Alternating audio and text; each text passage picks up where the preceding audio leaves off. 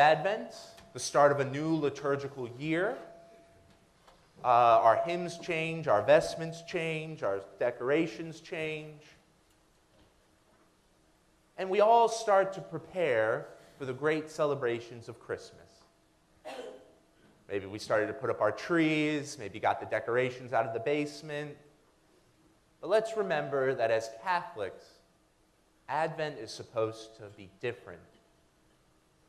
Because it's not merely a time of preparation to once again celebrate Christmas. It is that. It is a build-up to one of the two great feasts of our faith. Christmas is the birth of Jesus Christ, the incarnation of the Lord, and Easter, his resurrection. The two great mysteries with which our lives are governed. But this year in particular is something special. In our church, every 25 years, we have a Jubilee year. Last one was in 2000, and the next one will begin this Christmas. Pope Francis will celebrate Christmas Mass, and afterwards he will come to the entrance of St. Peter's Basilica in Rome, and he'll open the mercy doors. Every cathedral has big doors in the middle. They're only opened during the Jubilee years and for other special occasions.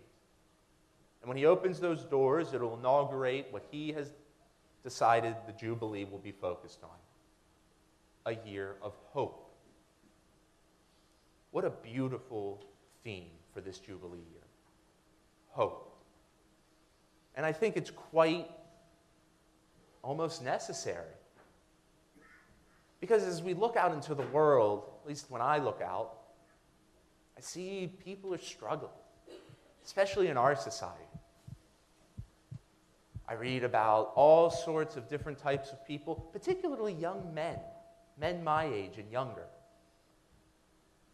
But everybody seems to be struggling with anxiety, fear, depression. We've seen increased rates of suicide. And while there's so many factors to contribute to these bad things in our society, I don't think it'll take any of you by surprise that I think one of the main reasons is a lack of hope, a lack of faith. But without faith, we cannot have hope. And that makes sense, especially for young people. If our world is only subsumed by our individual lives, can we say right now that in the next 30, 50 years, things are definitely going to get better? Well, if that's all we got, if there's nothing outside of this life in which to place our hope, yeah, maybe depression and anxiety would take over. Our gospel today from St. Luke is it's a little scary, huh? There'll be signs in the sun, the moon, and the stars. What does that mean? I don't exactly know. But Jesus says people will die of fright. All right, that sounds pretty serious. And obviously, this is a prophecy that Jesus gives us of his second coming. When Jesus returns to complete the act of creation and to perfect once and for all this broken and sinful world.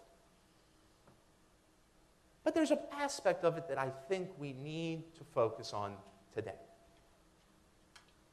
Do not let that day catch you by surprise, like a trap. Do not go about consumed by kerosene.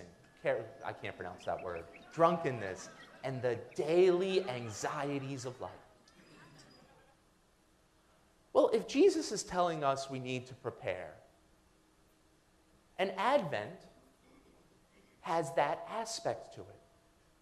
Because now, for the next month, yes, while we're preparing to once again celebrate Christmas, we also, as Catholics, begin to prepare for the Lord's second coming.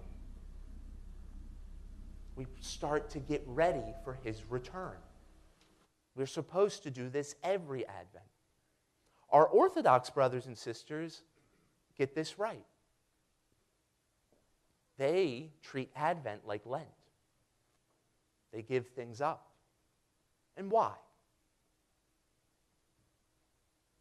whenever we want to do anything, and we're preparing for it, one of the first things we think about and do is consider what could get in the way of me achieving my goal. What are some of the obstacles that might happen as I pursue my objective? Well, if we're preparing during Advent for the second coming of the Lord, what are the things that could get in the way of our preparation? It's only one thing. When we think about all the aspects of life, all the things we do in church, out of church, there's only one type of thing that could possibly get in the way of us welcoming the Lord. Sin. The problem is always sin. And so, if we take seriously this concept that Advent is also for the preparation of Jesus' second coming, we have to avail ourselves of our sin. Do we make a regular confession? Or has it been years? We have confession every Saturday. Do I pray the act of contrition on a regular basis? Is it part of my daily prayer regimen? Or maybe I don't pray at all when I'm at home. Do I go throughout my days, day after day, week after week, without ever uttering the words, "I'm sorry"? Whether to others or to God, are those words part of my regular vocabulary? If not, why? I think it goes back to how I began the homily. We don't have hope. Maybe we don't really believe in the reality of sin. Maybe we don't think our personal sins are really all that serious. You're wrong. Deadly wrong. Doesn't matter what your sin is. All sin is deadly. All sin gets in the way. Maybe I don't really believe that Jesus is coming back. Well, if that's my faith, then of course I'm not going to take the preparation seriously. Of course, Advent simply becomes a time like every other. Of course, I treat the month of December simply as a gearing up period to all the festivities and food and drink that comes along with Christmas. I treat it just like everybody else. Brothers and sisters, we're supposed to be different. We're supposed to be special. Not better, but we're supposed to have hope. Hope that Jesus Christ is going to return to this earth in some way that we can't understand fully right now. But do I believe that that's going to happen? Because if not, I can treat this Advent just like the month of June. It'll be colder, but it'll be just like any other month. It'll be like all the Advents that came before. We put up the decorations and we take them down.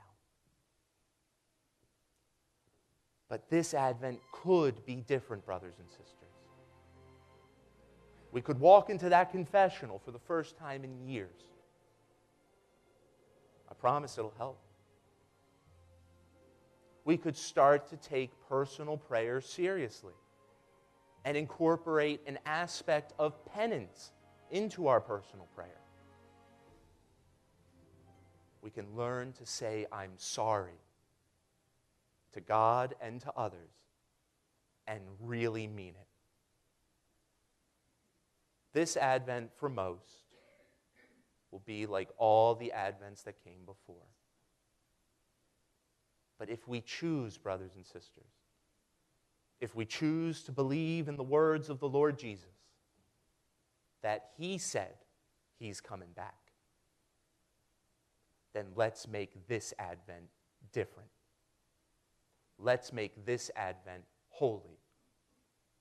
Let's make this Advent not simply a time to prepare for parties, but a time to prepare for the coming of the Lord in his glory.